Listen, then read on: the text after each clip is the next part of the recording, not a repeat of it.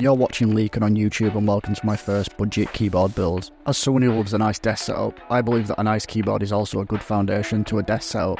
I've spent hours watching YouTube videos and browsing the web to find the tools I need and also what switches and modifications I can do to keyboards. This build cost me a total of £56 and 7 pence, but the most expensive item was the switches.